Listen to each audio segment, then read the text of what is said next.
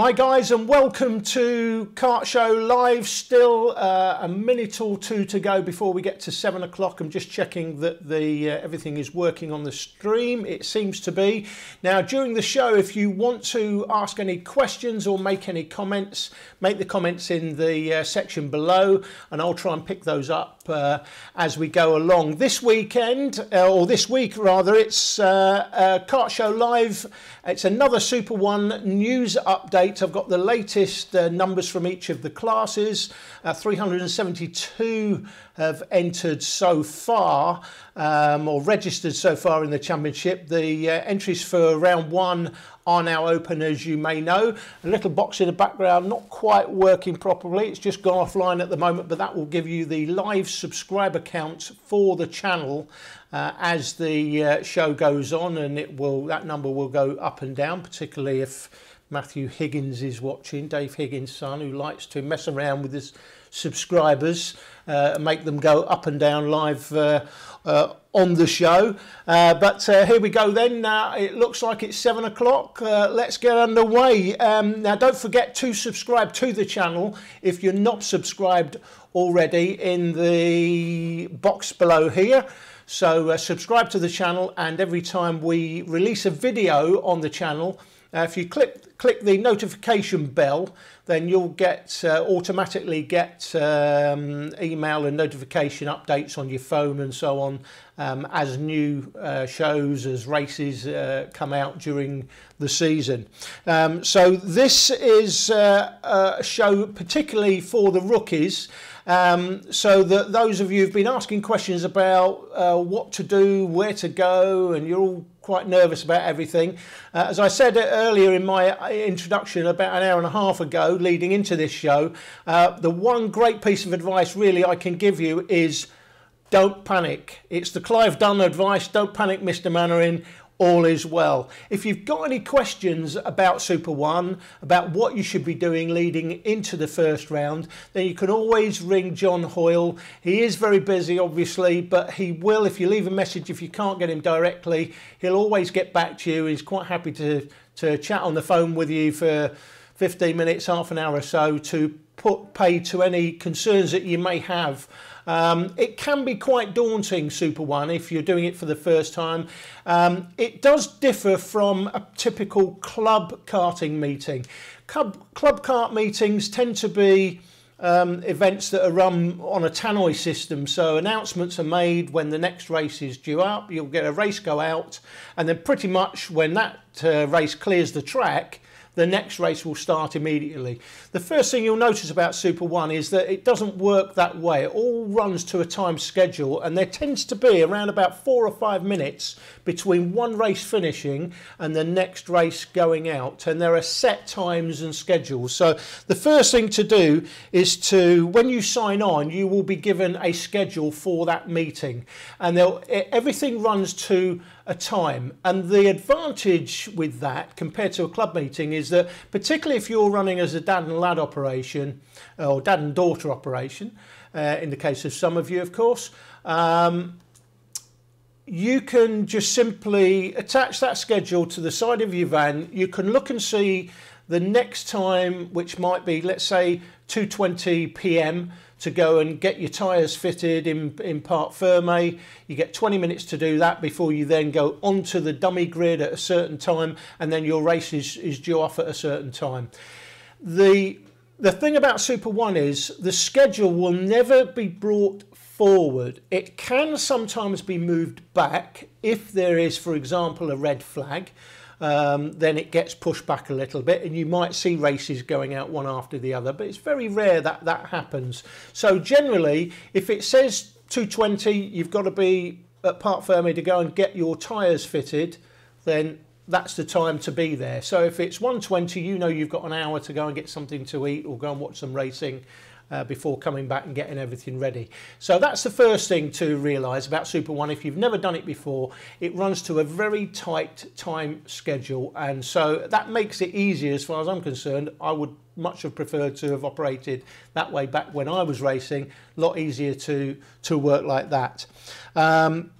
Now, this is the first show since the Autosport show and the Super One Awards, and I just wanted to speak about something which was online recently. You may remember after the Super One Awards, Chris McCarthy presented the awards that night. I remember my colleague saying to me, because we were sat next to him on the table, my colleague said, "Chris seems really nervous."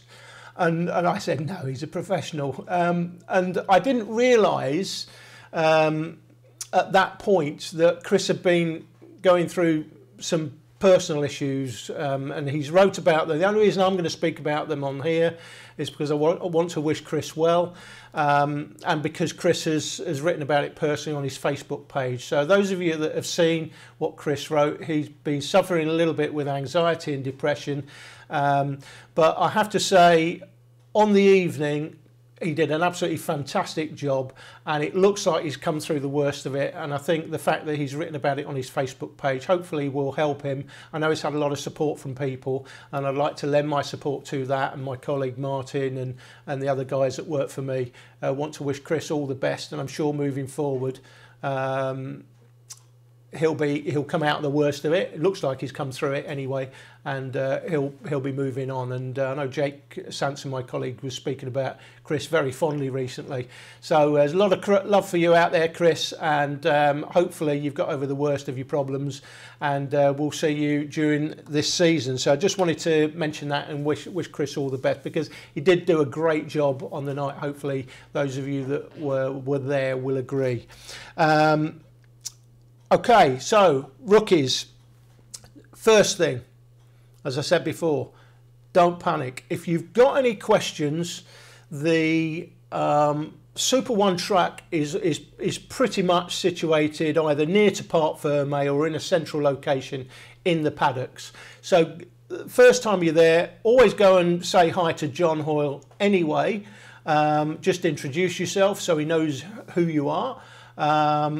And if you've got any questions about what is happening during the weekend, or you're not sure about anything, ask John. He'll go through it with you. So don't panic. The first thing to do is to attend the welcome briefing. There is a welcome briefing on the Friday for those classes that are there on the Friday, and there's another one on the Saturday, both in the morning before things get underway. And that welcome briefing, that's another opportunity to speak to John, listen to the officials, find out what's going on over the weekend, and ask all the questions you need to ask if you're not sure about anything. As I say, it can be a little bit daunting the first time you do Super One. Can be a little bit daunting, a little bit overwhelming, but after you've done 2 or 3 of them, honestly, you'll think this is the way to do everything in the future. You collect the passes. The next thing is to collect your passes and your stickers and badges and patches for your suit and so on from the Super One truck, or it's either from the Super One truck or when you're signing on. So make sure that all your stickers are on the carts in the right positions. I know some of you have sticker packs for your carts that include all the Super One stickers already on them, and that's great if you have that. But if not, then apply the stickers to the carts, and there is a diagram, as I understand it in previous years, to show you where the stickers go. So have a look at the diagram, put the stickers in the right places on the carts. I know in previous years we've had somebody, when we've been at Rowra, doing badges on suits, stitching the badges to suits, and you pay the woman whatever, £5 or £10, she'll attach the badges to suits for you. Whether they'll have that at the opening few rounds, I'm not so sure. Again, check with John if you need to ask that. But make sure that the stickers are in the right place and on your suits as well, because there are tagged watches for all of the champions.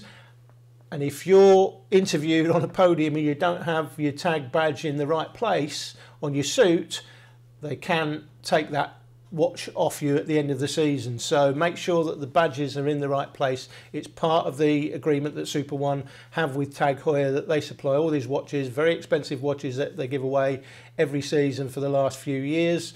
and you do have to have your badges in place because they can withhold them.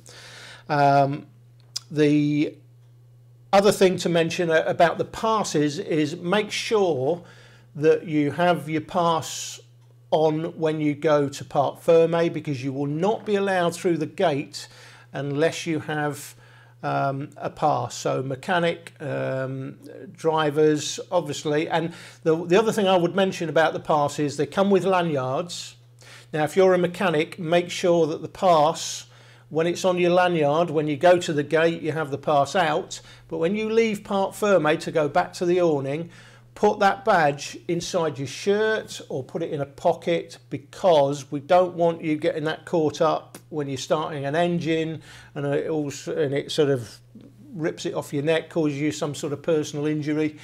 So make sure that you protect the pass, put the lanyard, put the badge inside your shirt or inside a pocket so that it's not flopping around and getting caught up in a chain or something like that when you start an engine. So that's very important. But make sure you have your passes on. If you go to the gate and your truck is 200 yards away and you've just pushed the car all the way to the gate, the likelihood is you will be stopped going through the gate if you don't have the right passes on. That is just the way the championship works, I'm afraid, guys. You have to take your passes with you. Please don't forget them. Remember them at all time.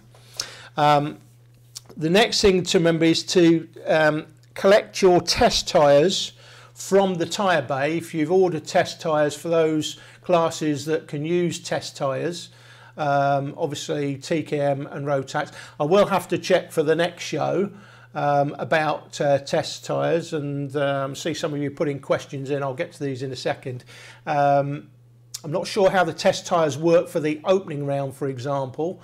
I know in TKM and Rotax you have to use the tyres from the previous round, but obviously you can't do that at the first round. Perhaps John, if he's watching, can put a comment in below about how that's dealt with at the opening round. But collect your test tyres, and then your race tyres as well, obviously. When you collect your race tyres, put them on the rims.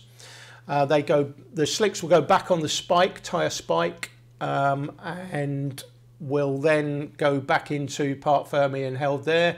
Wet tyres are then secured in bags, and I believe you collect your tyres at the end of the meeting in the bag and then bring it back to the next meeting. Super 1, as far as I'm aware, don't take them and then bring them back. It's up to you to take them. Keep them in the sealed bag. Do not unseal that bag in any way. Don't stick holes in it or anything like that. Make sure that the bag is fully sealed and protected, and then bring the tyres back for the next meeting. That's as I understand how it works. And then the race schedule, obviously you can pick those up at signing on, and then make sure that the race schedule is, you know, on the side of your vehicle or something, and then everything runs to that schedule. If there is a change to the schedule, an announcement would be made, but it's very rare that changes to the schedule will be made. And on that subject, one of the big things that seems to be going round at the moment for some reason, I don't know why, John doesn't know why either, and he's asked me to mention it, there will be no changing of dates. There seems to be this thing floating around online that there's going to be changes to the dates at Super 1. There are no changes to the dates. The schedule is the schedule as it's released. I don't know why people think there's going to be changes to the dates. I think it's because there are so many entries. I'm just going to go through them now. But there are no changes to the dates. You can't start messing around changing dates now. It's just simply too late. So on the subject of the registration so far, 372 registrations in total. It's quite remarkable. IAME and Honda, as usual, very strong, 35 and 41 in each of them. Junior TKM currently at 17, but I know of others that are going to be doing Junior TKM, so that's going to be, I think, way over 20. Already 45 in TKM Extreme, and I think that will be over 50. Junior X30 and Senior X30 looking like a grid of each, so that's very strong. Mini X30 is a dozen, and bear in mind it's not a championship as such. It's a guest class during this season with a view to becoming a class next year. And there's already a dozen doing that as a guest class, including you, Matthew Higgins, who's probably going up and down on the subscribers as we speak. 31,248. We've just got this live subscriber count back as we stand. We've left Lewis Hamilton behind, by the way. He's struggling down on the 29,000 as the former Super 1 champion and current Formula 1 world champion, but he's well behind us in terms of subscribers for his YouTube channel, which is struggling to get to 30,000. We've left him way behind. And we're doing, by the way, about 75 to 100 subscribers per day. So thanks, guys, for subscribing. If you haven't subscribed already, click the subscribe button in the corner and click the notification bell as well, so that you get updates from me every time I upload a new video, whether it's kart show like this or it's one of the races. You'll get a notification and then you can click on that and watch the latest event that we are uploading. The other thing to think about, if you are a rookie, not done the championship before, make sure you come along and get your video image recorded for the TV graphics. I say TV, it's all on YouTube this year, I think, as we mentioned last time. And the advantages with the YouTube, I'll just go through that again. A, we've got huge subscriber numbers, much more than many more viewers than we would ever have on satellite TV, for example. And we don't have to cut the races as you would. If it's on TV, you've generally got sort of 12-minute parts. So you get one race put into a part, but if that race is 12 minutes and a lap, plus you've got interviews and podium interviews and feature interviews, stuff like that, then you can end up having 3, 4, 5, 6 laps chopped out of a race. We've probably done races in the past where we've had a long interview at the beginning and a podium, and it ends up with us having around about 6.5 minutes, which means you've got to cut the race in half effectively. The fact that we're on YouTube now means that we haven't got to cut the races at all. So it doesn't matter how many's in your race. I know last year there was some quibbles about the races when we had 4 in Minimax. The guys weren't happy that we cut that down to sort of minute and a half. But listen, it's on TV, and on TV they don't want to see races with 4 people in it. But this year, it doesn't matter how many's in it, you will see your race in full. So all of the Mini X30 races, for example, they're not part of the championship as such. So it's not a championship, but you do get trophies every round, and your race will be featured in full every time.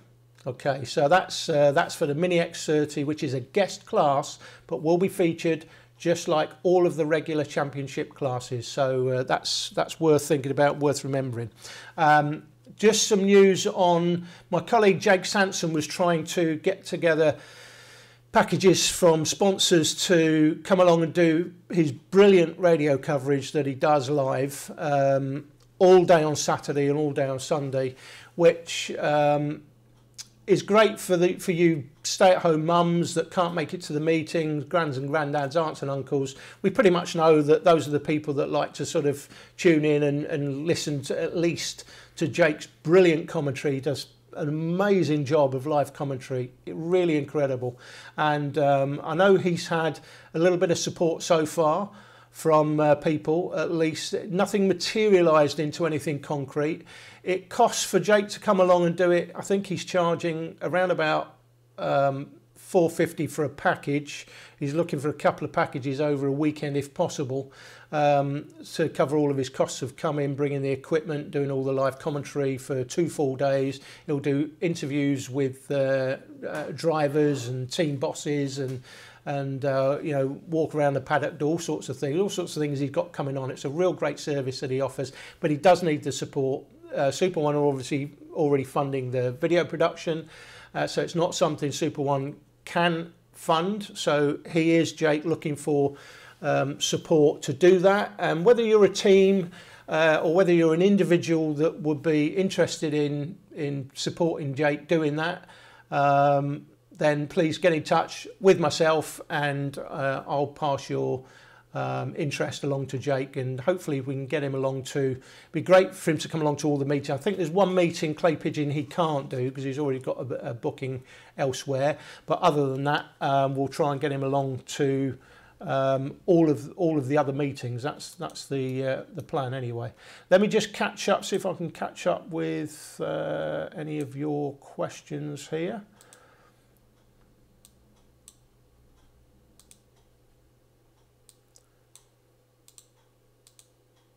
Okay, if we can get it moving, here it is. Okay, now Nick Bruff mentioned earlier that he wanted to do Super 1, but he lives in another country and doesn't have any money. Bit of a problem, Nick. But anyway, good luck with that. Musical Rocket 73 says hi. OJ Epic says hello. Hello to you guys. Everyone say hello. Do you have to ask the company what you want to race? Is a question. No, you just basically register for the class that you want to race in. I think that's what you're asking anyway. Peter Jeans here. I'm in Rotax for this season with Tim Wilson Motorsport. Shout out, please. That's a shout out to you, Peter. So good luck to you if it's your first round. And Peter says he's got Colin Brown coming to help him. Those of you that saw Colin Brown on the simulator, by the way, if you'd not watched that closely, go and watch how Colin Brown drives that simulator, because where you see some people sawing the steering wheel like this, watch how Colin drove that simulator. He was very smooth on the wheel, and that's one of the reasons why that man was a world champion back in the day. Keeping it smooth on the steering wheel is the best way to drive rather than trying to hacksaw things off.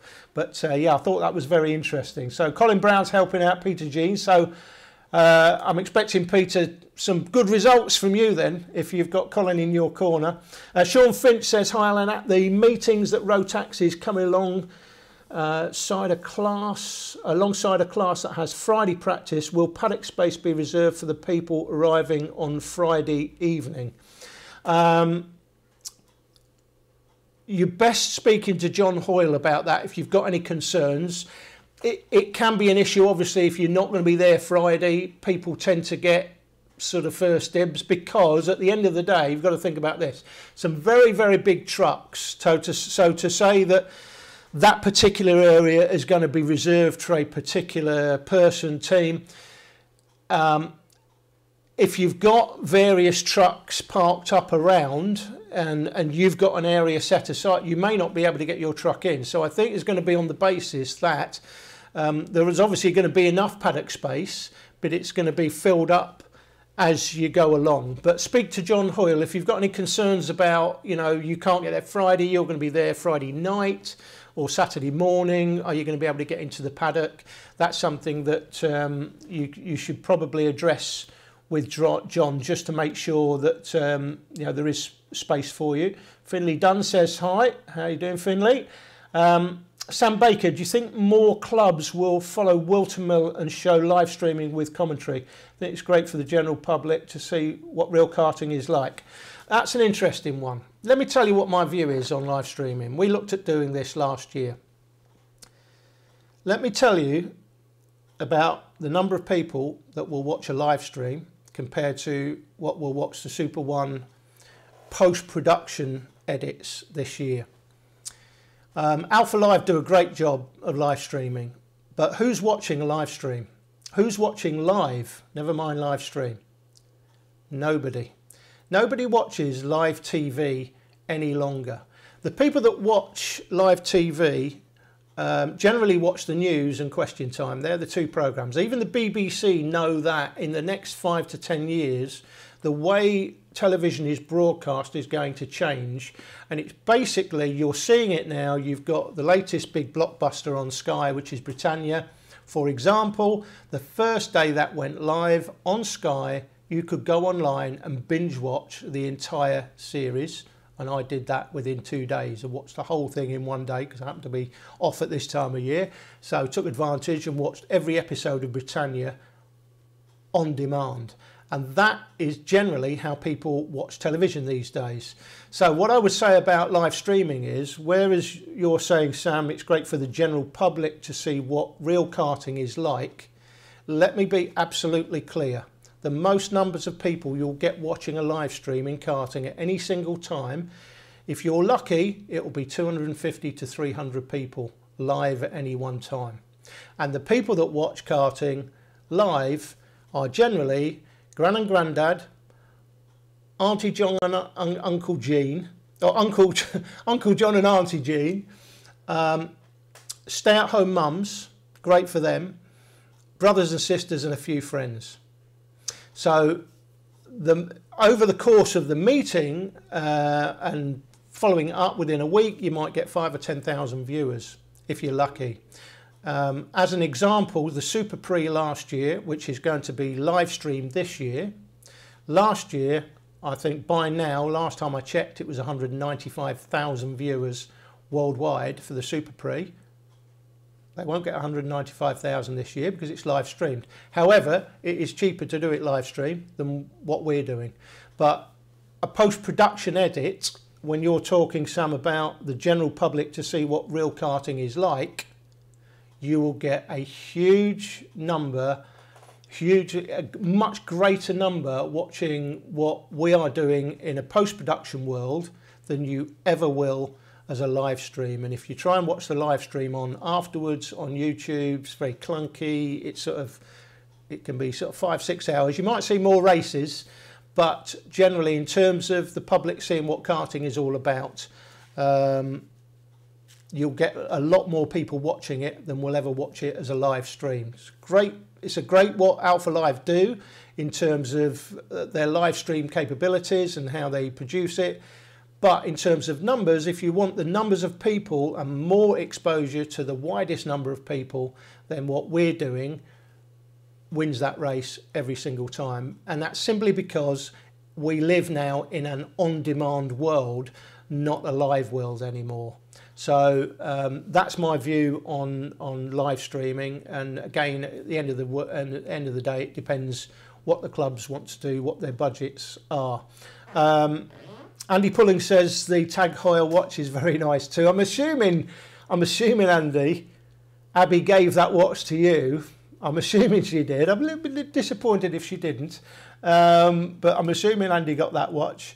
F1 Target says, what about the Super 1 sim races? Well, I'm going to be doing a show all about that, so that's going to be coming in the future, but I'm very excited about the sim series. I think that's going to be a great addition to the championship moving forward.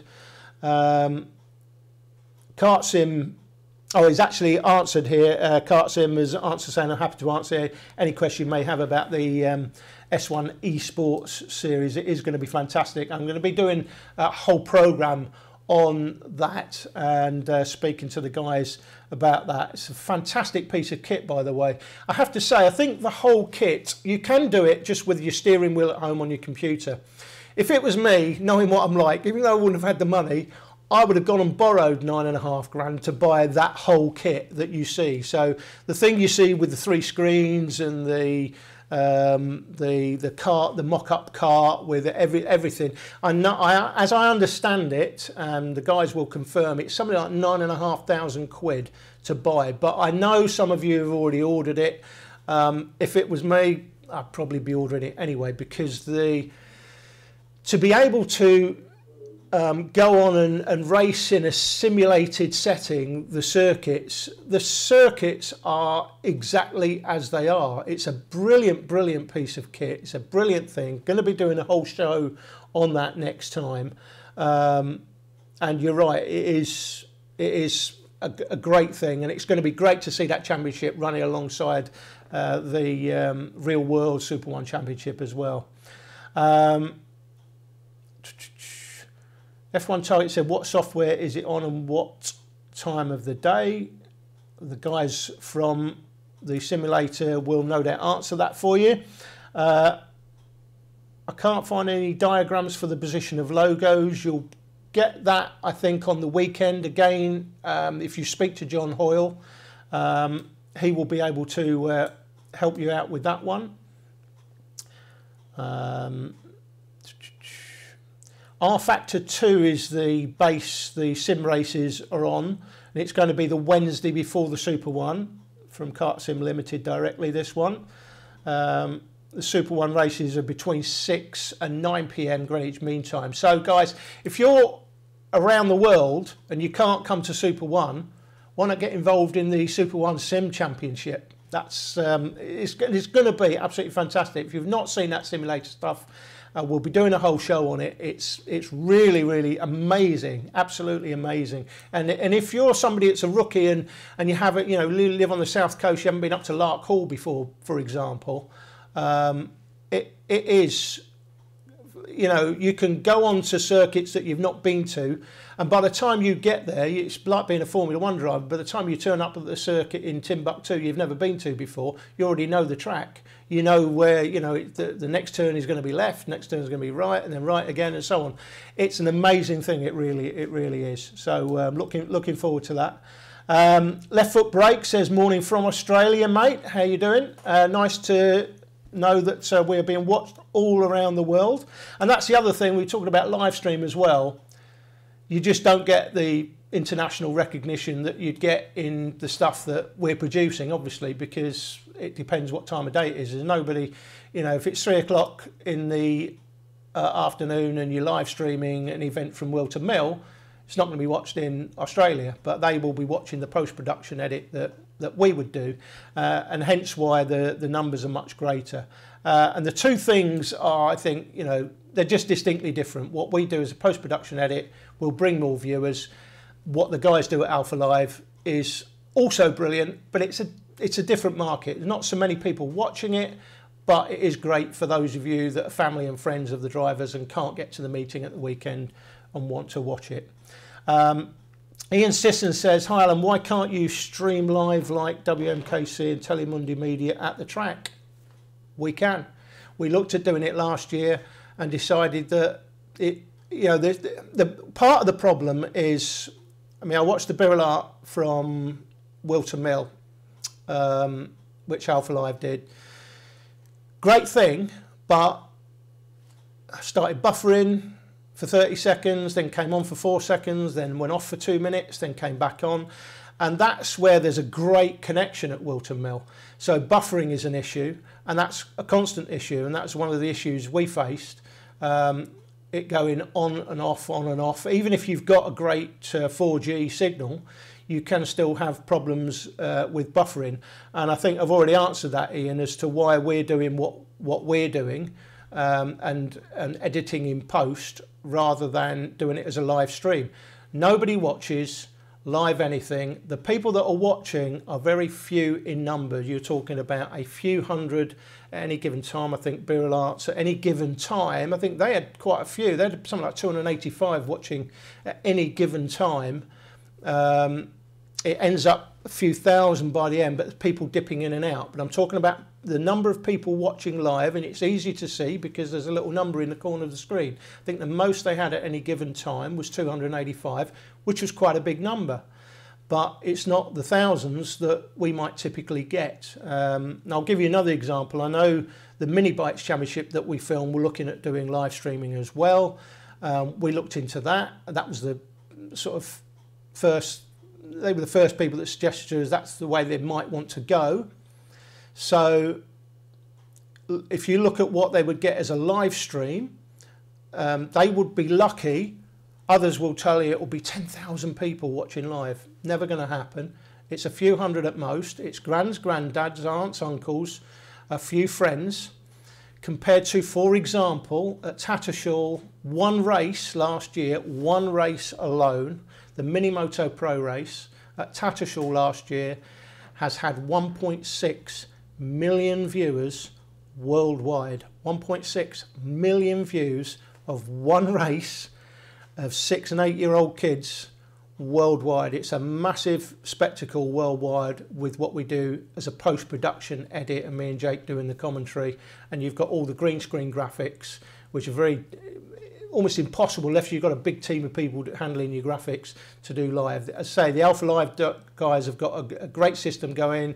They can do a bit of slow motion, some grid position graphics, results and stuff like that, but they can't do the full package that I would do in post. It's as simple as that, and they can't get, you just simply cannot get the same numbers.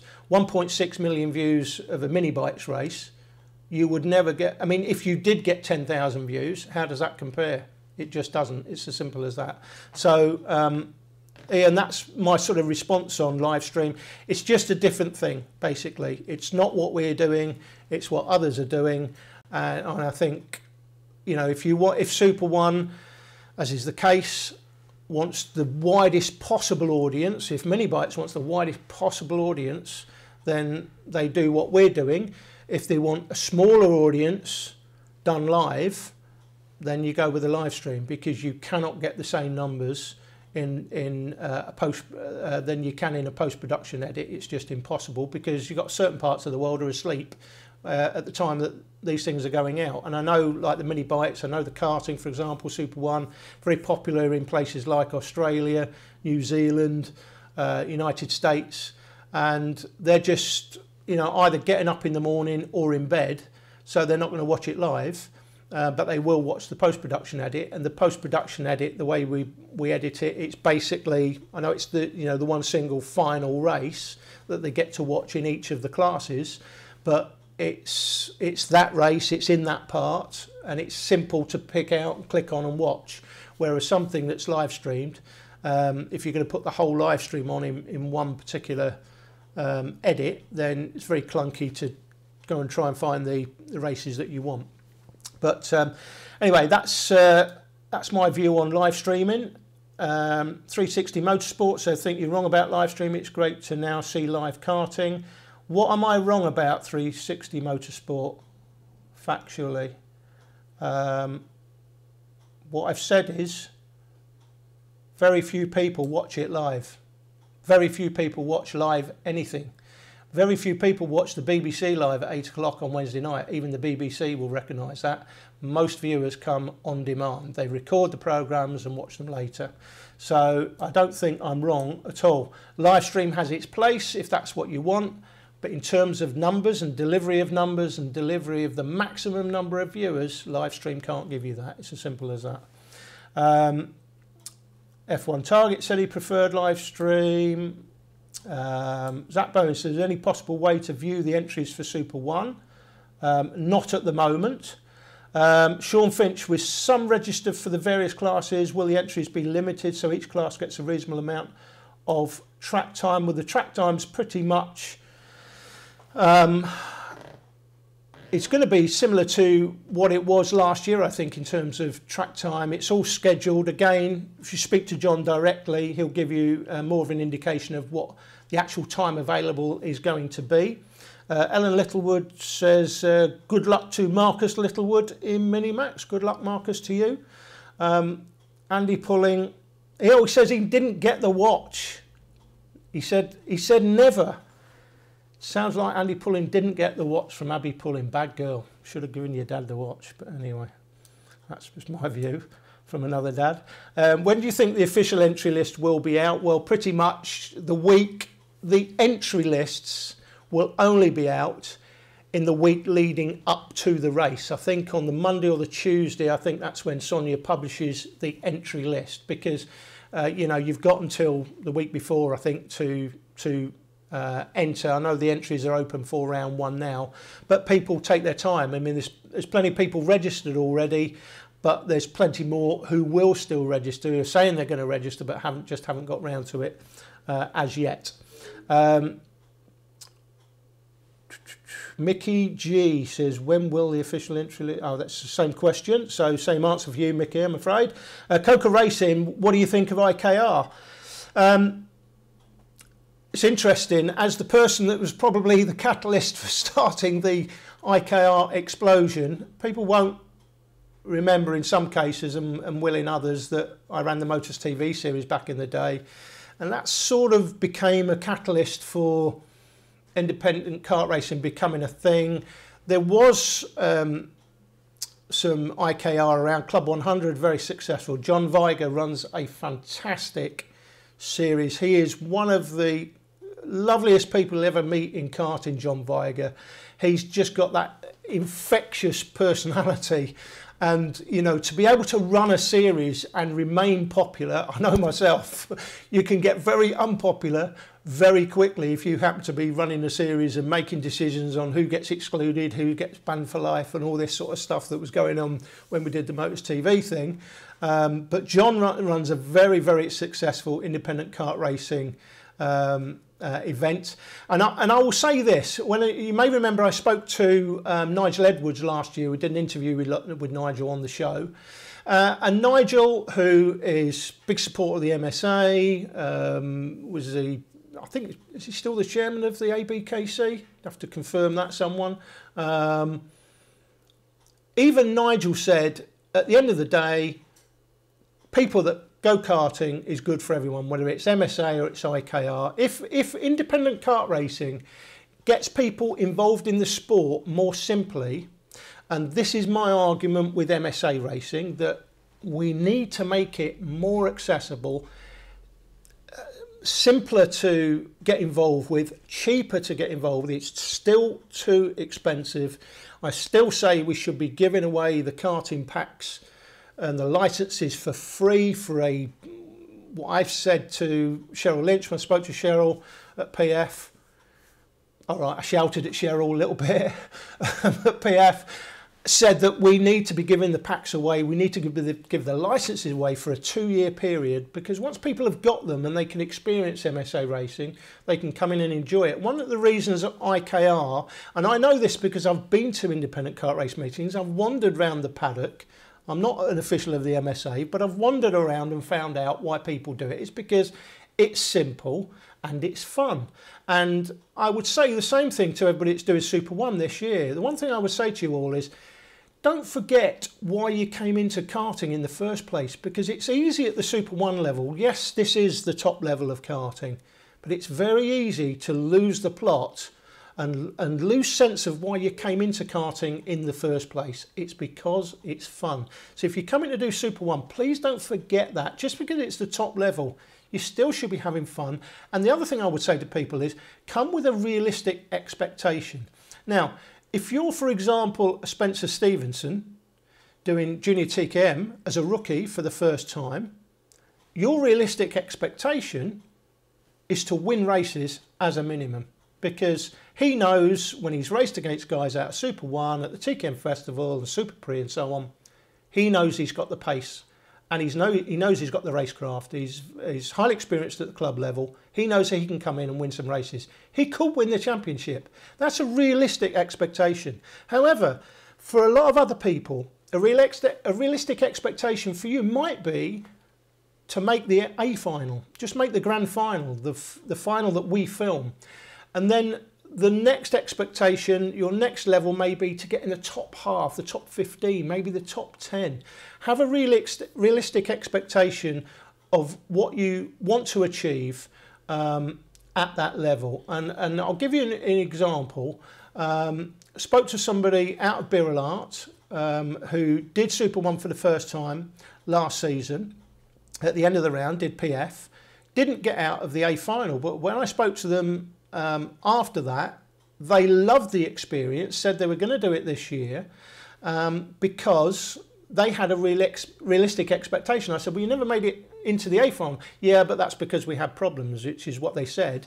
And the dad said, but we're definitely going to do it next year. It was fantastic, really enjoyed it. And his daughter said that as well. I won't say who it was, but apparently they're going to be doing Super 1 this year in full, doing the whole championship. So that's about having a realistic expectation. So make sure you have that, and you enjoy each of the weekends, and just try and improve, get better little bits of it at a time. And listen, as I said before, for some of you the expectation will be, we're coming there to win. It's as simple as that, and that will be realistic. But for others it isn't. So have a realistic expectation, and please come and try and enjoy the weekend. Russell James Stevenson says Talco forever. sure Alan Turney will be happy with that. Russell, thank you very much. Sam Baker says, will you be doing any interviews with some known people in the karting world like last year?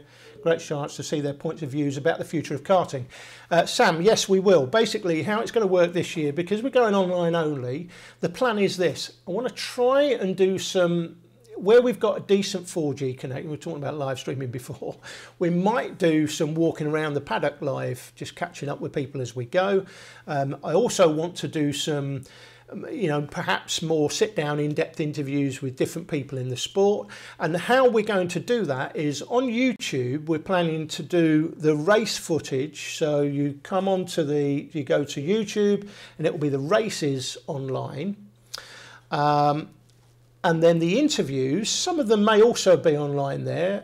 Certainly the podium interviews will be on after the race on YouTube, but some of the pre-race stuff we may just come back and edit that into Facebook Live, or not Facebook Live, but well, we may do some Facebook Live on the day, and we may do also some post-edited stuff that goes straight onto Facebook maybe on Monday. So the plan might be on Monday morning, part of the job I'll be doing will be maybe editing some of the interviews together and sticking those straight on Facebook, on the Super One Facebook page, so that you know, particularly those, as you said, I think you're referring to the Paul Fletcher interview, which had quite a few thousand views. People seem to like that interview, and there are plenty of people like Paul in and around the paddock. I can think of several that would be great interviews to do.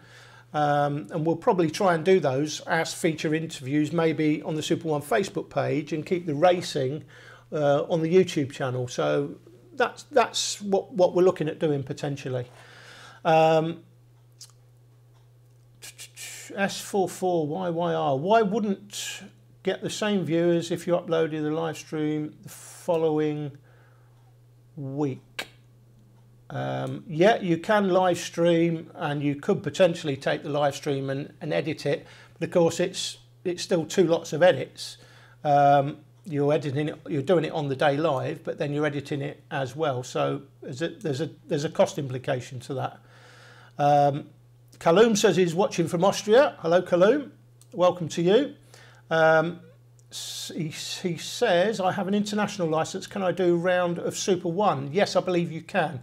I'm not sure what the situation is. I know you would score points on the day, but if you haven't got a UK license, you can't score championship points. So if you did every round, you'd have to have, I think it's a UK license, but you could come and do every round, but it wouldn't count towards a championship, although you would score championship points on the day. People might say, well, what's the difference? Well, it means that if you won the race, you would get the points for winning the race.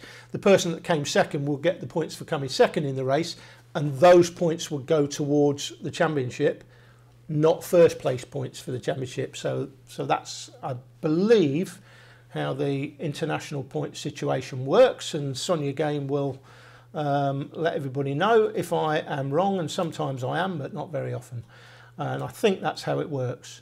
Is the last round at PFI 3 days again, says Isaac Marsh. Yes, Isaac, I believe it is 3 days, because we've got so many races we need to get through. So that will be a 3-day meeting for everybody. What's the grid like on Minimax? I can tell you the grid is currently, it's 16. But I've spoken to at least 3 or 4 other people that haven't registered yet who say they're going to do it. I'm thinking Minimax, and bear in mind it was only, how many we end up with last year? 4. I think Minimax is likely to end up over 20, probably around 23, 24. Because bear in mind, guys, look at numbers now. There's still 3 months to go. There's still a long time to go before the championship gets underway. So there's still months to go before people will register. So currently 16 in Minimax, but I think that's a decent number at this stage, and I know of others that are talking about doing it that haven't registered yet. Please don't make this about IKR moaning about £100 cost to get a licence when it costs thousands a year to race is insane. Yes, that is true. It does cost you a lot more to race than it does to get the licence. But I still say, if it was my decision and I was with the MSA in charge of karting, I would make the licence situation free, because at the end of the day they get it on the back end. They get more entries into MSA, and so they would recover some of the money that way. So I understand what you're saying, but S44YYR, whoever you are, I understand what you're saying, but I still think it's a relevant argument to make that we should be making the process easier. It should be easier to get a licence. Even day licences is not something, I know it's something they do in motorcycle racing, but it's not something we've done in karting. I think that's something that could be investigated. Day licences for people coming in wanting to try MSA racing.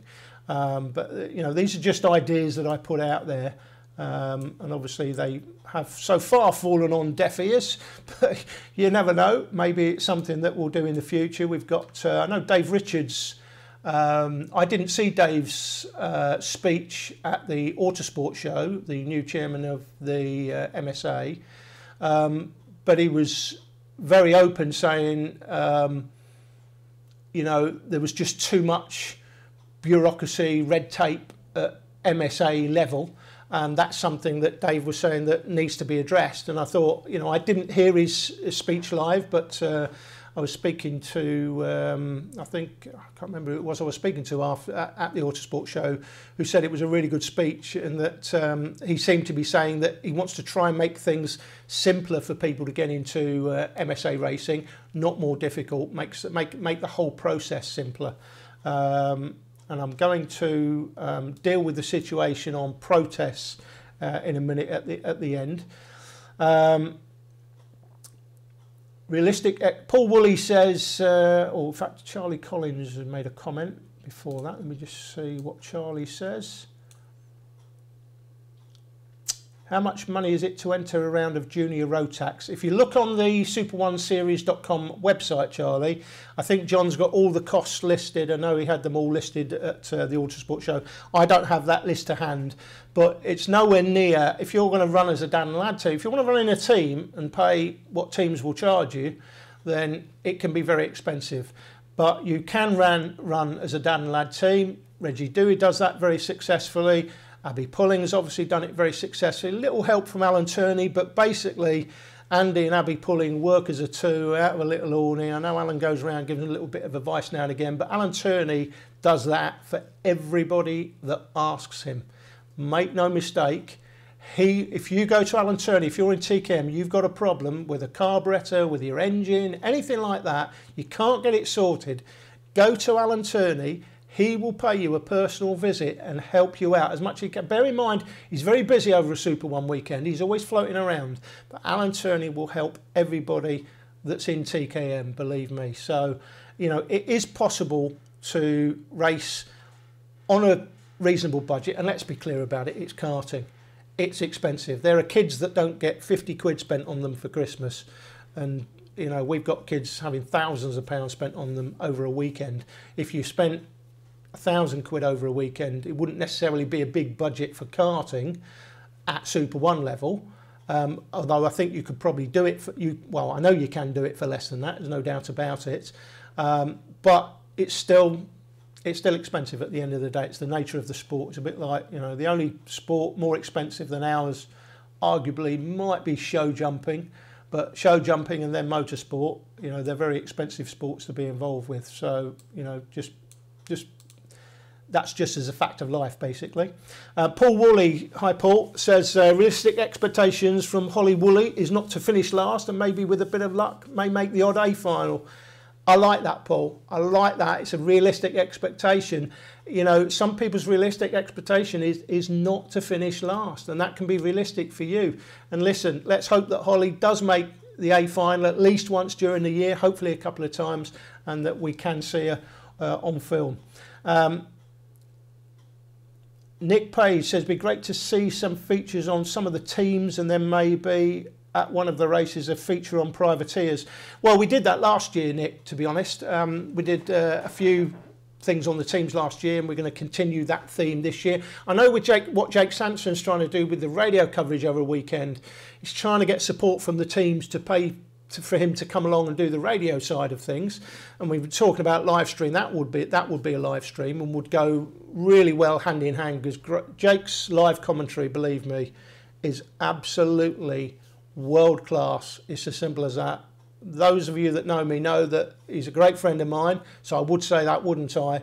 But if you hear what he does as a live stream for radio commentary, he is absolutely top notch. I don't think anybody beats him, and he's trying to bring that to Super 1, but he needs the support of teams and individuals. If you think you can help Jake out, then get in touch with me to sponsor one of the weekends, and as part of that, if a team's sponsoring him, obviously he's going to cover their drivers during that weekend, and that's certainly something that we're going to be doing as well. We did some teams last year, we didn't do all of them obviously, but we will be continuing that theme this year, going into team mornings, just having a wander around, talking to the team managers, team principals, some of the drivers, and seeing what's going on, and doing some privateers as well. Why not? That certainly will be something we're going to do this year, Nick. Andy Pulling says, be realistic. True, Abby did not qualify for the first 2 Cadet Super 1 finals she contested. And that's true. I mean, Abby's story is amazing, not just because she's a girl, but because she came out of cadets when she was at best a midfield runner. I'll say that.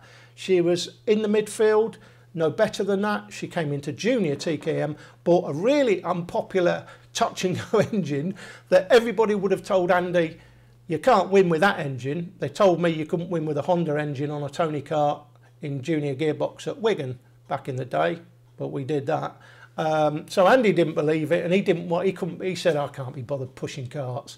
He says, so I'm just going to buy one, you push a button and you go. Didn't want to do road tax, he wanted an engine.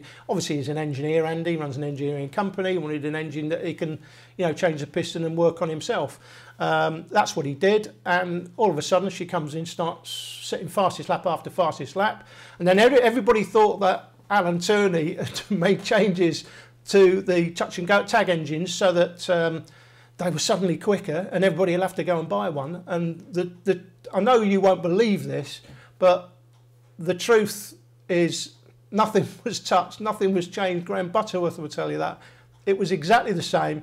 It's just that she had a lot of success on it, and then everybody suddenly, now everyone thinks you've got to have a tag engine if you're going to want to win, because that's how Talco have made the engines go quicker. It doesn't work like that. People win on touch and go, they win on the tag engines, they win on the direct drive as well. The engines are the same, it's just what you prefer. But yeah, it is an interesting story. Abby, when she came into Super 1, she was a midfield runner at best, never made the first 2 finals she contested as a cadet, and then since she's come out of cadet, she's progressed and progressed and progressed to the point where she is now the Super 1 champion. And it is a great story, there's no doubt. I saw the teaser edits from the team that I'm working with doing the, we'll call it the Abby Pulling documentary. It's a women in motorsport documentary, but with a focus on Abby. Seeing the teaser edits this week, and you look back on the documentary that was done the other year at Super 1, didn't, in my opinion, didn't do the sport any favours, just concentrated on the money and so on and so forth, the same thing that they always concentrate on. Imagine if they'd have filmed Abby that season getting beaten on the last lap. Channel 4, Channel 5 would have commissioned the following year to follow her again, just because it was just a natural story moving forward. It's been a great story. The way the 2 championships have ended, going right to the last lap each time, are really incredible. And I've seen the teaser edit that the guys have put together, and it looks really good, really exciting. And I'm hoping we can get some support from, because we've got to buy a lot of archive footage, the guys have, and so they need support from, Channel 4. We need to get it funded, Channel 4, Channel 5. Sky have shown some interest so far, the contact I've got at Sky. So if we can get the right funding to put that documentary together, I think it'll be a great story moving forward. But don't forget, Abby didn't qualify for the first couple of races, so don't lose heart. If you come to the first round, you have a bit of a nightmare, just keep going, don't quit. That's the big motorsport mantra, is don't quit, never quit, keep going. If you speak to Lewis Hamilton, he'll tell you that. Although he seems to have given up on his YouTube channel. He's like 29, he's miles behind us. But anyway, where are we? You in the US, looks like daylight in your gaff. Well, that's because I've got daylight light here. I'm in the UK, obviously. Karting Mania agrees with Nick Page as privateers. Dan Ladd would also like to see a feature about previous Dan Ladd success stories. Well, we have interviewed Reggie Dewey's had some success. Super One, obviously, we've interviewed Abby on numerous occasions, and I tried to sort of spread it round. So, yeah, guys, there will be different features I'm doing now. People come up to me all the time. I want to say this. On the weekend, we typically come with a plan. I have a plan. The plan can be A4 sheet, it can be a couple of paragraphs, it can be 2 sides of A4, but we come with a plan of who we're going to interview, what we're going to do, how we're going to film things. That's how we deal with it. If you come along to us on the weekend and say, can you interview my son or my daughter? A couple of things. A, we've come with a plan, so just to try and upset that plan doesn't always work. And secondly, there has to be what we call in the industry a backstory. That's to say, some reason for us to interview your son or your daughter. Just because, well, we've never done Super One before, so can we be interviewed? We will probably interview a number of rookies at that first round, potentially, just to catch up with a few of the rookies at the first round. That's a story in itself. We're speaking of a few of the people you've not seen before.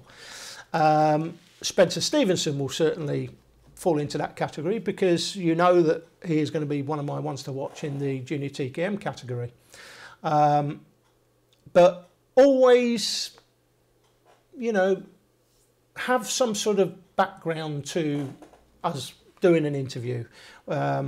There has to be a reason for us to interview you in the first place, typically.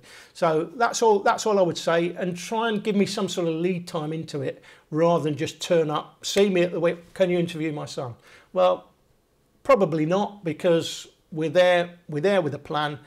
We may have done certain amounts of interviews at the time. And listen, things work slightly differently this way because we're on YouTube, we're not broadcast. We do have a little bit more time.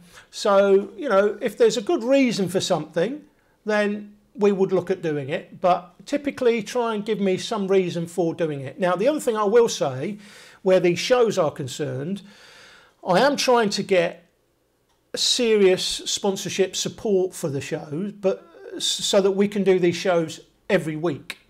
And in doing them every week, it would involve travelling, it would involve people coming here to my home studio to do sort of a live interview, sort of things we did last year. We're looking to do more of that. But for us to travel around, we may well travel around. I've never been to Forest Edge, for example. So I'd love to go and do a kart show from Forest Edge. Just get the drone up, have a look at some overall shots of the circuit, and do something that we can, you know, we'd do some local interviews there. It might be a 20, 25 minute feature on Forest Edge, for example, that we've never been to before, that can go into a kart show, and part of the show would be live and part of the show would be something that we've recorded at Forest Edge or wherever.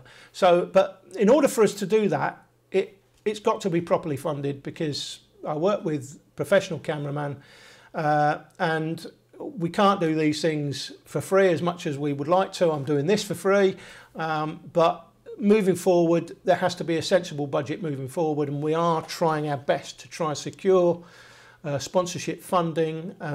Some of you watching this may know I've already written to you. I won't say who, but there's a few of you I've already written to try and get some funding. And I remember back in the day, I won't say who, wasn't this series, but another series, not the Motors TV series, so you probably guessed the one it was, where a certain person would go, say to a couple of people in the paddock, you know, the TV people are here, but we didn't pay them last time, we owe them 20 grand. And I remember 2 guys that day wrote cheques out for £10,000 each and handing them over. those days seem to be gone. But be nice if they were around again, but don't seem to be. But we are trying to get support moving forward so we can do these shows every week. And if we did that, pretty much we would be out on the road, travelling somewhere. You might have one show at home here in the studio, and we might have something out on the road. Obviously, during the season when Super One's on, I've got the mini bikes on as well. We might, you know, have one a month maybe during that period. But then during the winter, when very quiet, we can go out and do something every week. That's the plan moving forward. Whether that will happen or not, I don't know, guys, but we'll have to see. Army Cadet entries. Joel Billingham is asking. Army Cadet, currently 35, Joel, but you can expect that to be probably 45, 50 by the time the series kicks off. It's still, don't forget, I will say, guys, still 3 months to go. There's still lots of registrations that will come in potentially. Joe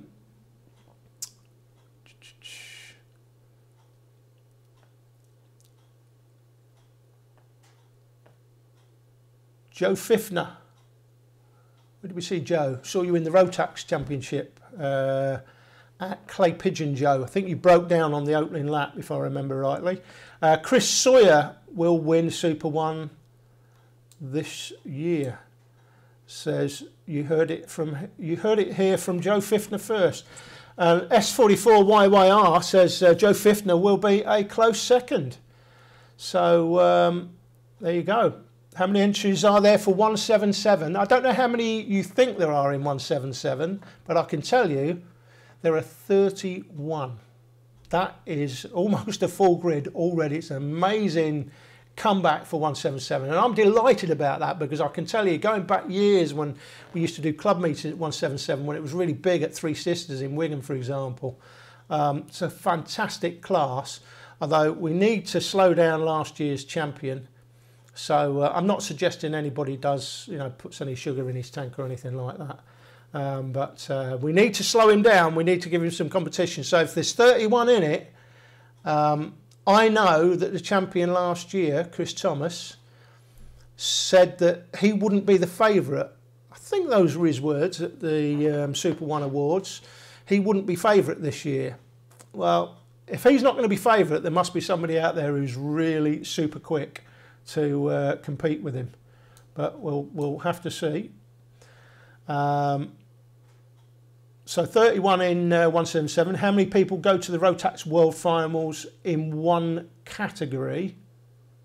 In each category, I'm not absolutely certain. John Hall will be able to tell you.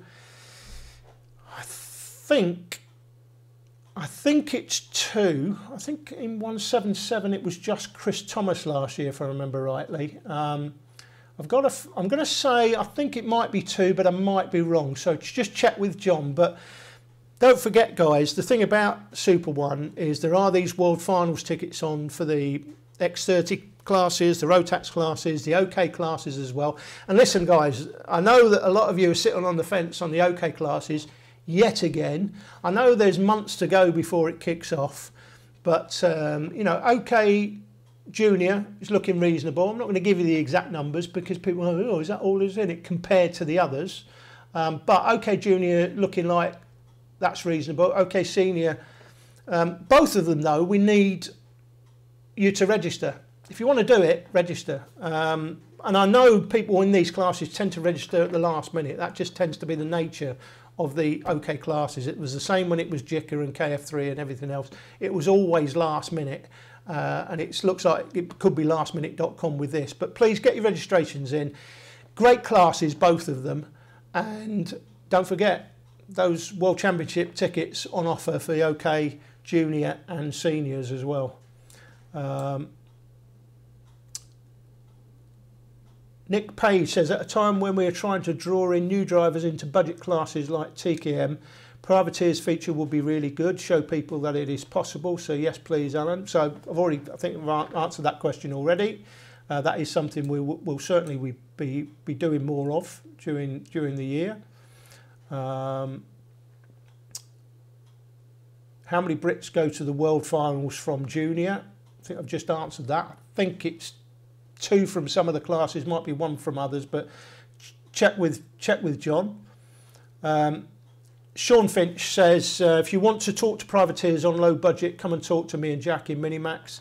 I bet our budget is the lowest in the paddock. Well, thanks for that, Sean. And bear in mind, people, if you've not done Super 1 before as well, come along to a meeting if you've never done it before. You can do a guest round during the season without having to register. That's providing that class hasn't got a full entry already, of course. If it's got a full entry, you can't do it. But most of the classes, you will be able to do it. Come along, you can come along as a guest and have a go, but before you do that, come along into the paddock, walk around, try and do it on a Friday. Because of the way Super 1 works with the scheduling, people do tend to have a little bit more time. You can talk to team managers, always they will give you their time, obviously, because they want your money. If they don't give you their time, don't spend your money with them, but they will give you their time, obviously. But have a wander around to the privateers. Look around in what we call the cheap seats. You know, have a word with Reggie Dewey and his dad about what it costs them. Have a word with Sean. Sean's obviously said here he's happy for anybody to come and chat with him. So have a word with Sean and see what he's spending, what budget he's on, and just see what the situation is. And you can ask about the championship and what people's views of the championship. And listen, it's motor racing.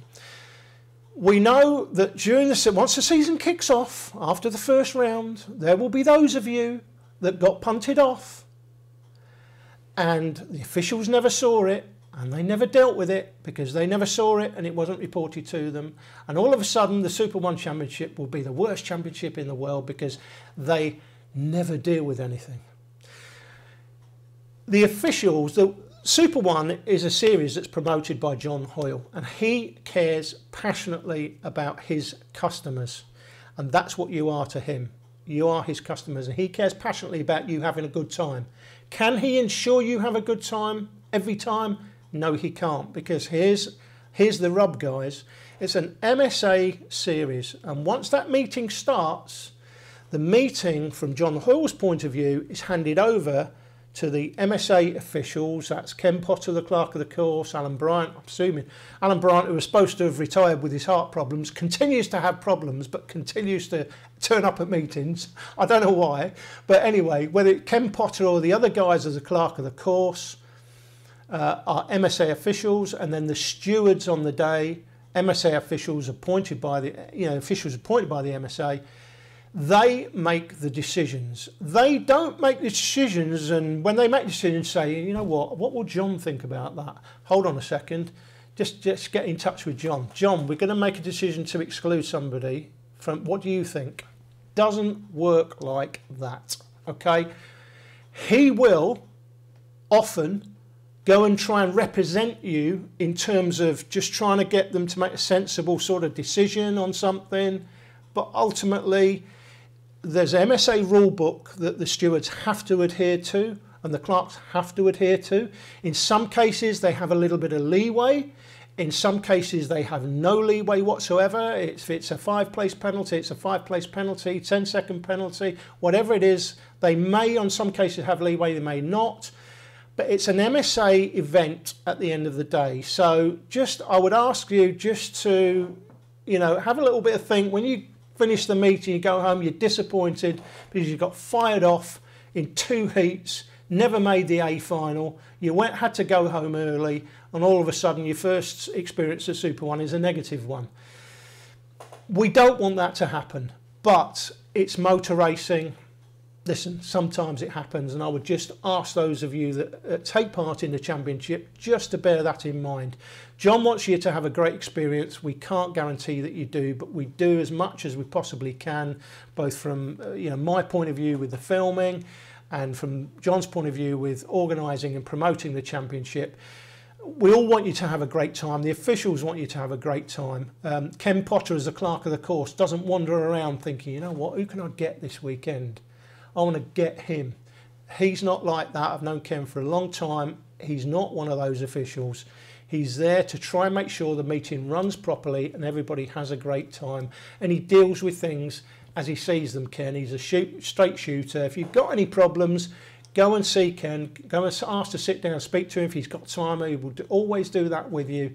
So we think we've got a great set of officials, a great set of guys running the meeting, but we can't guarantee. Was that fly back? That fly is getting some. I can't do him live on the show because of animal rights, but I'm telling you what, mate, after this show's over, yes, yeah, you're done after this show. Anyway, where was I? Yeah, we've got a great set of officials working on the series, but we can't guarantee you'll have a great time. So come with a realistic expectation, and if things don't go well, please come back, try again, and give it another chance. Don't just quit. Don't give up just because you had maybe a bad meeting. Where else have we got? So that was from Sean. So Sean Finch, thanks very much, Sean, for that. Games, Toys, Karting, 55. How many Brits goes to the finals? I just answered that, I think. What commentators will there be with Jake going to WSBK? Jake is not doing World Superbikes this year. They've decided to go with the Eurosport feed. Now, Jake works for Eurosport, so he may end up backdooring into it, but I'm not sure what the ultimate situation will be there. Where are you in the UK for it to be light out? It's 8 PM, the clocks haven't gone back. I am situated in Pennyford in North Wales, guys. That's where I am, near to Chester. Joel Billington says Three Sisters has been resurfaced. That is fantastic news, and I'm really pleased that Bill Sisley's got involved in the circuit. I know John Hoyle was interested in that project, but unfortunately the John Hoyle project for Three Sisters has never come about, unfortunately.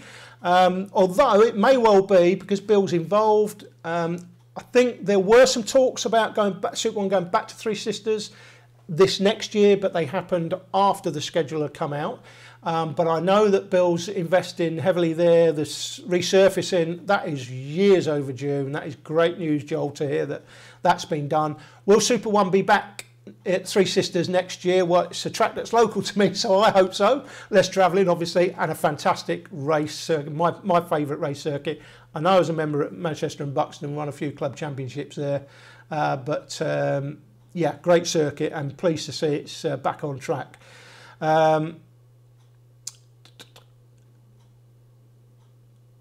Okay, so Games, Toys, Karting 55 says in Rotax Match Challenge Switzerland only one got to go.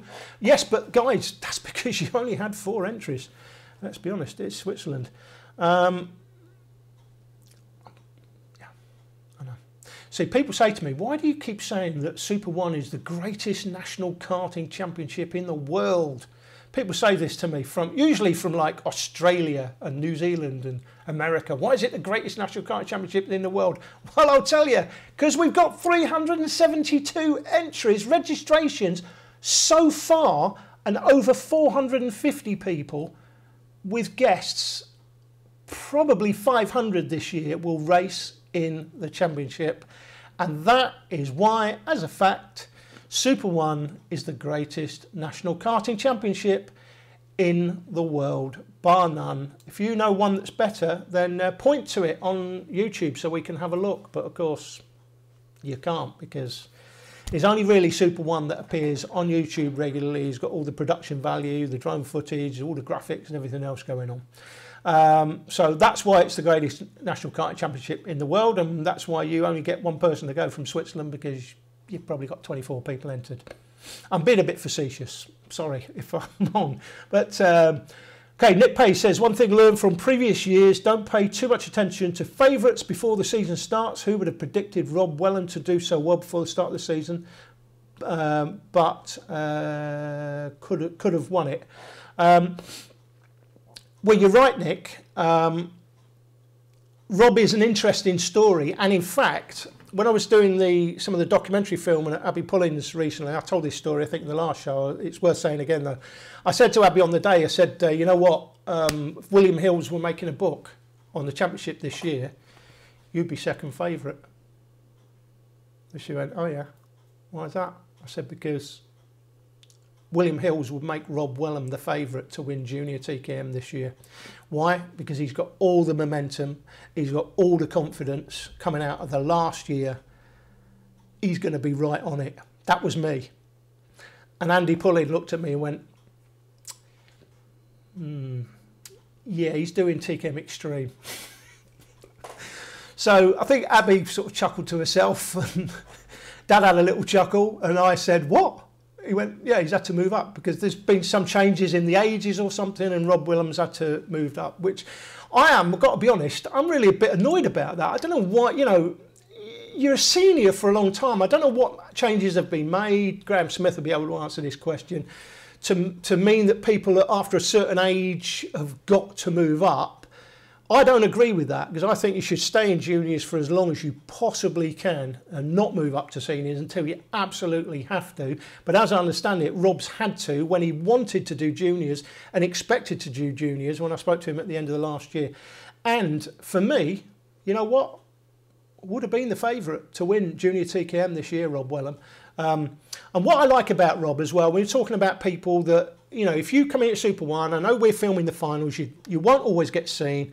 We try and film a spread of the race, but can't always do that. If there's 6, 7, 8 people battling at the front and it's snip and tuck, you tend to have to stay on that battle, otherwise you miss changes for the lead and so on. So what I will say to you people that come into the championship for the first time, don't get seen very often, let me tell you Rob Wellham's story.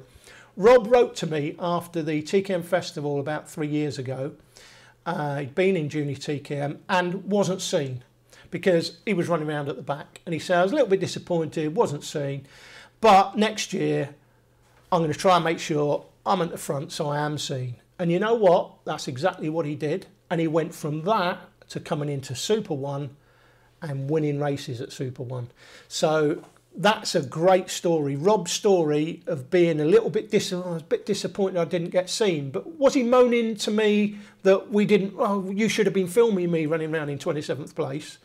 No, he wasn't. What he said was, but next year I'm going to try and do better and make sure that I'm seen. And that's exactly what happened with Rob. So that's Rob's story. It is a really interesting story. And I agree that, you know, Rob doing so well during the season was great for everybody. Let me just check the time, guys. 8:20. I was supposed to be an hour. I've already been an hour and 20 minutes. So I'm going to try and catch up with the last few stories. Lots of competitors at the front of Junior TKM. Again, Alan says Andy Pullen, Zach Oates, and Taylor, Alex Page, all could be front runners along with a number of others. And I agree with that, Andy. I think there will. I think, you know, this year, there's no doubt Abby will be the favourite again. But in order for her to win it, what does she need? She needs to have a single-minded determination to repeat, not sit on the success of last year. And she knows for her career moving forward, I know she's got a lot of backing with the British Women's Drivers Racing Club. Hopefully we'll get this documentary thing worked out. That would give her an immense amount of publicity on a major channel potentially, if it happens, and it's still if, fingers crossed.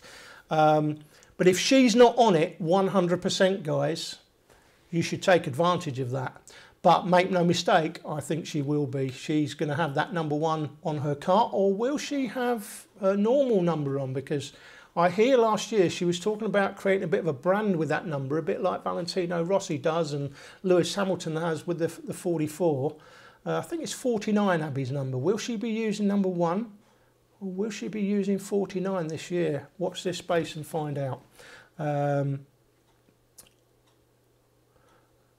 Last few things.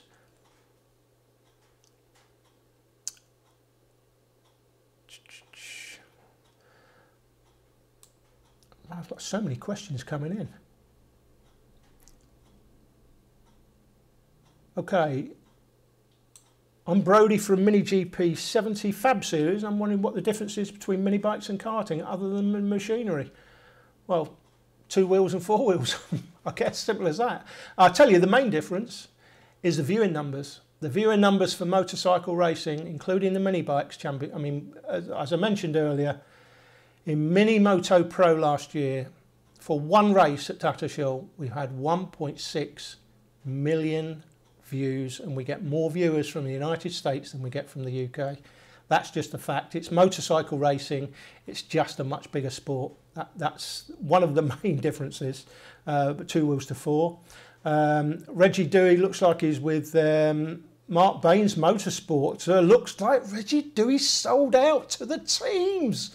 Mark Baines, oh, hold on. It's Mark Baines Motorsport though. It's not really a team, is it really? Anyway, well, what the numbers looking like in senior Rotax, it is, wait till Baines gets back to me now. Senior Max is currently 86, so it's not gone up much actually since the Autosport, but it's at 86. Well, there's going to be more, there's no doubt, because as I say, guys, still 3 months to go, so expect the numbers to be going up in all of the classes. Entry numbers for TKM Extreme. TKM Extreme currently 45 registrations. That will be probably 55 by the time Championship gets underway, I guess. And don't forget, guys, there will be guests as well come in that people don't register but come in for one round, the odd round.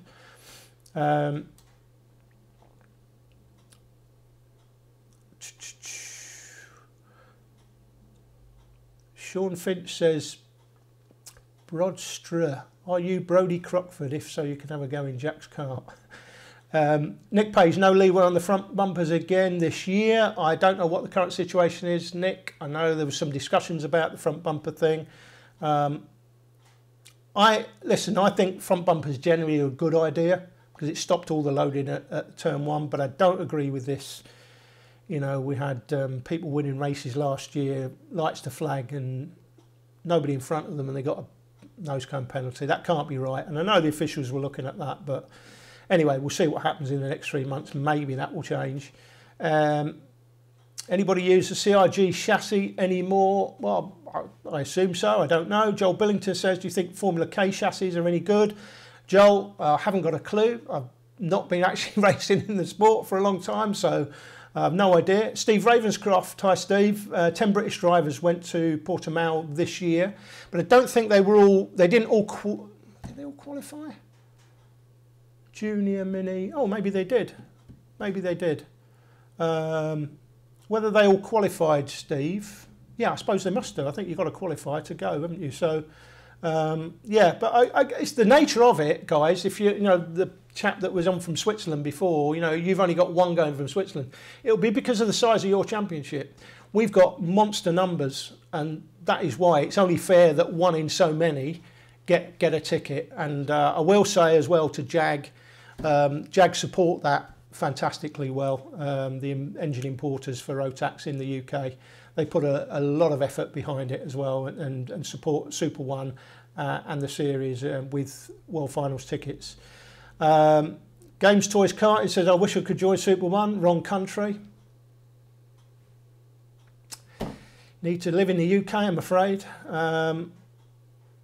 He says, not true in Switzerland. Junior Rotax, there were about 15 drivers. Monster grid. How many we got in Junior Rotax? Yeah, we've already got a grid of 34, and that's already. Still 3 months to go, though. That would probably be 45, 50. So 3 or 4, 3 and a bit times as many drivers. That's why we will get more tickets to the World Finals than from a country like Switzerland.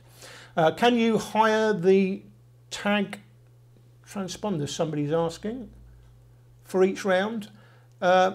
Answer, no, I don't think you can. And to be honest, why do you want to do that?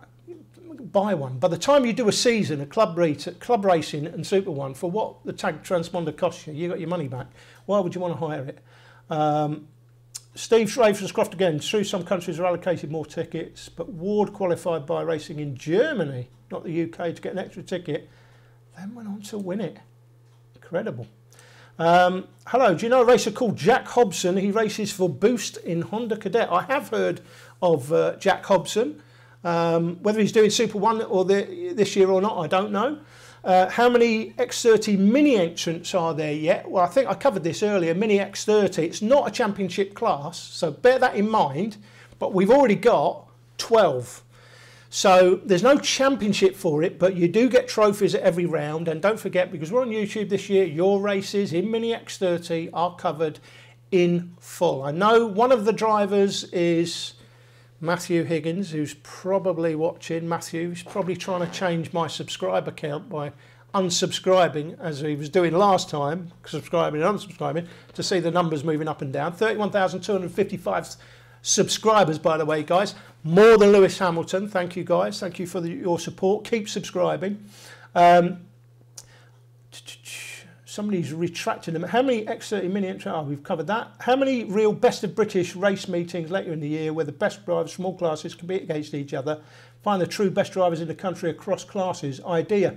Well, I think this has already been done by Wilton Mill. I think they did the Ace of Clubs, didn't they? Series, which I don't think they're doing anymore. But I thought that was a great idea.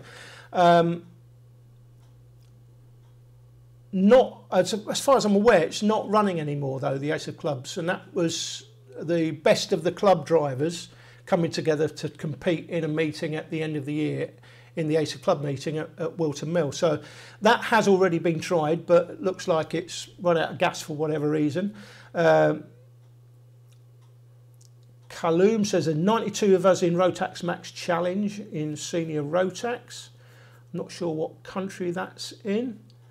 Obviously Euromax gets a lot of entries, a great series that is, but is a European event, basically a European wide event rather than just one country. So when I say Super 1 is the greatest national karting championship, I'm not saying it's better than the World Championships, but I should, because it is. Anyway, last few. When is Super 1? Well, it starts in April, kicks off at PF International in April. Can't wait for the clay round, says Simon Bryant and Nick Page. They didn't compete across classes. I'm not sure what that refers to, Nick. But I think that's it, guys. I've come to the end of my tether. Well, Drew Davison, what do you think about the change of cadet tyres? People had to go get new tyres, had to get new tyres every race. Drew, honestly, because I don't race anymore, I'm certainly not in the cadet class, I'm not aware of the situation with cadet tyres. All I can tell you is back in the day, we used to use, I think we were in cadets for like 9 months before we moved to juniors, and we only ever had one set of tyres. I think that was it across all of the meetings, and we set fastest laps on them, and you used to surform off the rubber, and you know, people would start the engines up and then you'd surform the excess rubber off each time. That used to be how you used to do it in the day. I'm not even sure you'd be legal to do that anymore. And people used to use the heat guns to get the old rubber off, just to reveal the cleaner rubber underneath, because they pick up rubber as they're coming in over the top of the circuit at Wigan, for example. But I'm not sure how legal that is anymore, whether you can do it anymore. So I'm not sure, Drew, to be honest, on the tyres. If you do need to buy tyres every race meeting, I'd be surprised if that was the case in cadets, because normally with cadets you don't want a lot of grip, because you don't want it gripping up in the corner, because 60cc engine will then bog down, and you used to like to have the tyres release out of the corner. So I don't know what the situations are this year. Alistair Mackey, who are your favourites for this year? Alistair, there's still 3 months to go. I haven't got the list of the drivers. All I know is the drivers that have sent their profile information in via the Super 1 or the TDI Media website, rather, www.tdi-media.com. Go on there, you'll see a link at the top of the page where you can click on that link and enter your information. It's very simple, it only takes you a couple of minutes. It's very simple information I'm after, your age and where you're from, because that's going to be the crux of the information that we need for the profile graphics this year. Guys, that's it. It's been an hour and 32 minutes. It was supposed to be a maximum of an hour. I thought this might only take me 10 or 15 minutes because there wasn't much information to talk about where the rookies were concerned. I think I've covered everything. Don't forget to subscribe if you haven't already. Just one other thing I've noticed here that John Hall did mention that I haven't mentioned. He says, this is especially for you, Andy Pulling, don't leave Parc Fermé until you are told to do so. And definitely don't leave Parc Fermé with your tyres still on your cart. Don't do that. Not ever. Nobody in particular, Andy Pulling. Nobody in particular I'm thinking about there. Don't ever do that, because you could get excluded. Don't leave Parc Fermé until you're told to do so by the officials. Once you're told to leave, you can leave, and definitely don't leave with your tyres on your cart. Who was it did that last year? Can't remember. Ask Andy Pulling, he'll tell you who did it. Somebody did, I'm sure Andy will know. He will know who did it. Don't forget to get your green screens done at the opening round, guys. This won't be the last kart show before the season. I'm going to be doing one on the Kart Sim Championship. Really, really excited about that. Going to be talking about that possibly next time, be in a few weeks, 2 or 3 weeks probably. Jake Sanson will be back with myself as we did last year, looking at the final entry list for the first round. We'll be telling you who's going to win the championship this year in each of the classes. But guys, it's just our opinion. Don't shoot the piano players.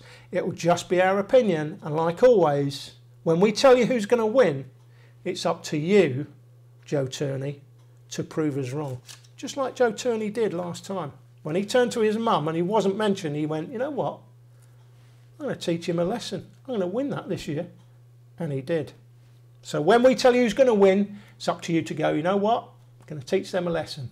That's it, guys. All I've got time for, hour and 34 minutes now, keeps going on and on and on. John Hoyle will tell you I can talk for England. He's right, I can.